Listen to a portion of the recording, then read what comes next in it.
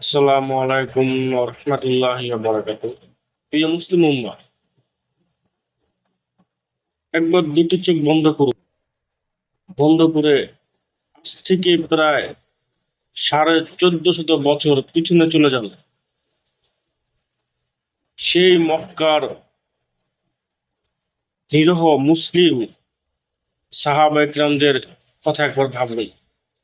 হৃদয়ের স্পন্দন প্রিয় নবী মুহাম্মদ মুস্তফা প্রিয় রাসূল সাল্লাল্লাহু আলাইহি ওয়াসাল্লামের কথাটা একবার চিন্তা করুন।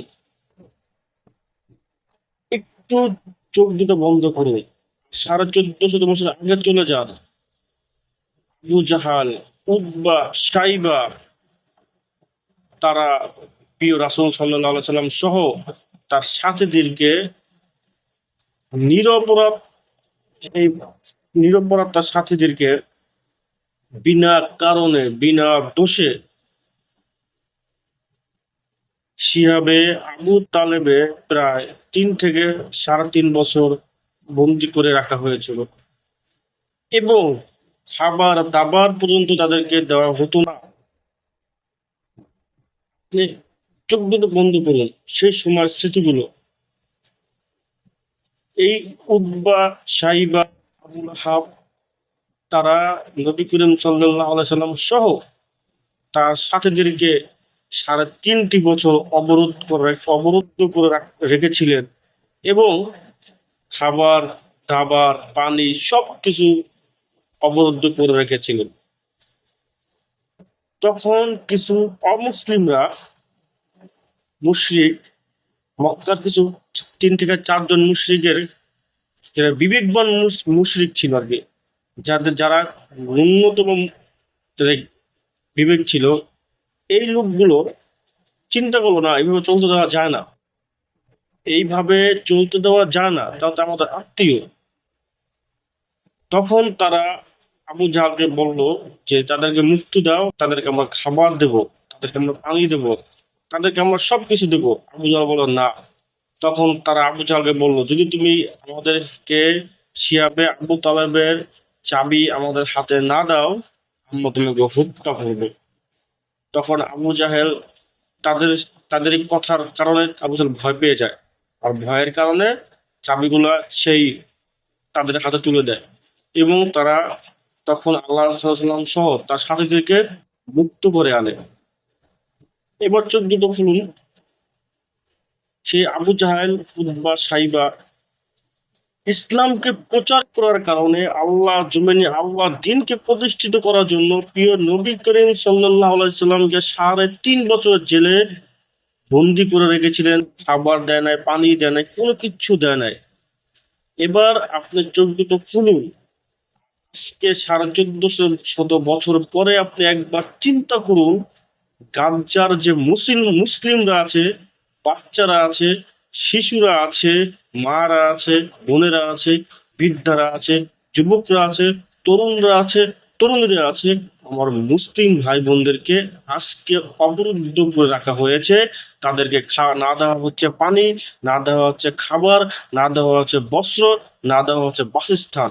এই দখলদার নাপাক ইসরায়েলিরা তাদেরকে আজকে বন্দি করে রেখে, তাদেরকে একটি তাদেরকে বন্দি করে রেখে তাদের যে স্বার্থ সেটা হাসিল করার চেষ্টা করতেছে।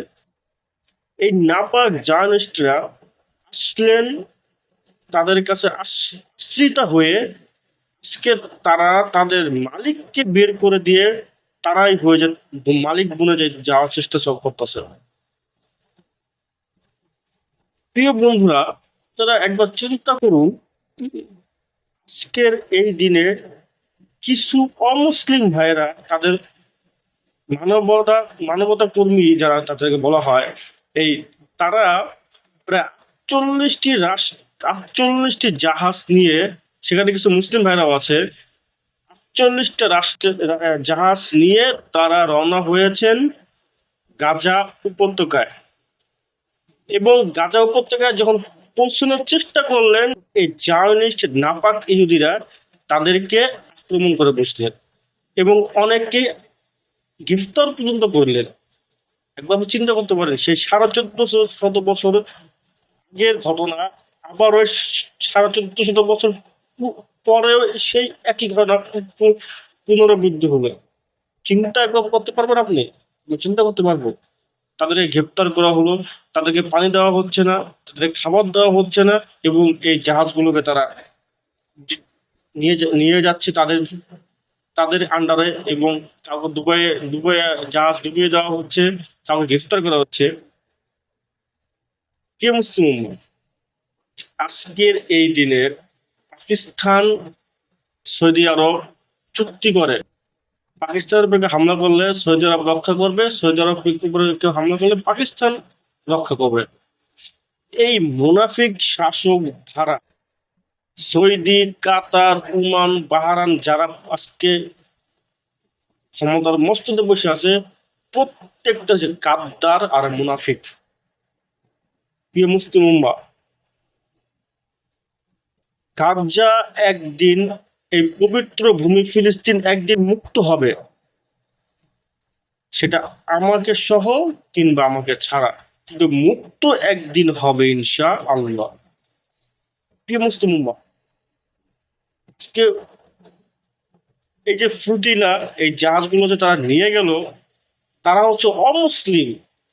আমাদের মুসলিমদের উচিত ছিল খাবার পৌঁছে দেওয়া, তাদেরকে সাহায্য করা, তাদেরকে পাশে থাকা, তাদের এই পবিত্র ভূমি ফিলিস্তিনকে রক্ষা করার দায়িত্ব তো আমাদের ছিল। আমি আশা করব আমরা যারা সন্তান জন্ম দিই, পুত্র সন্তান হোক আর মেয়ে সন্তান হোক, আমাদের একটাই আকাঙ্ক্ষা থাকবে যে আমরা সেই সন্তানদেরকে এইরকম ভাবে বড় করব, তারা যেন এক একজন কাজী সুলতান সালাউদ্দিন আইয়ুবী রহমতুল্লাহ হয়, একজন শ্রেষ্ঠ ওমর রাদিয়াল্লাহু আনহুর সন্তান হয়ে বড় হয়। আবার যেন আমরা সেই ফিলিস্তিনকে আজাদ করে, বাইতুল মুকাদ্দাসকে আজাদ করে আমাদের হাতে নিয়ে আসতে পারি ইনশাআল্লাহ। আমরা অপেক্ষা রইলাম জায়নিস্ট ইহুদিদের পতন দেখার জন্য। তাদের পতন হবে, এরকম ভাবে পতন হবে, তারা পালানোর পথও ইনশাআল্লাহ খুঁজে পাবে না। কিন্তু ইতিহাস কখনোই মুনাফিক, গাদ্দার এই শাসক, মুসলিম শাসকদেরকে কখনোই ক্ষমা করবে না, কখনোই ক্ষমা করবে না ইনশাআল্লাহ। আমরা চাই ফিলিস্তিন আজাদ হোক, এই খাদ্যগুলো যেন তারা পায়, এবং আল্লাহ তাআলা তাদেরকে নুসরাত করুক, সাহায্য করুক, এবং হামাসকে আরো শক্তিশালী করুক। হামাস হামাসের ধারায়, এই মুজাহিদদের ধারায় যেন এই নাপাক ইহুদিরা ধ্বংস হয়ে যায় ইনশাআল্লাহ। মুসলিম উম্মাহ ঐক্যবদ্ধ হবে এবং এই ইহুদিদেরকে জাহান্নামে পাঠাবে ইনশাআল্লাহ। আসসালামু আলাইকুম ওয়া রাহমাতুল্লাহি ওয়া বারাকাতুহু।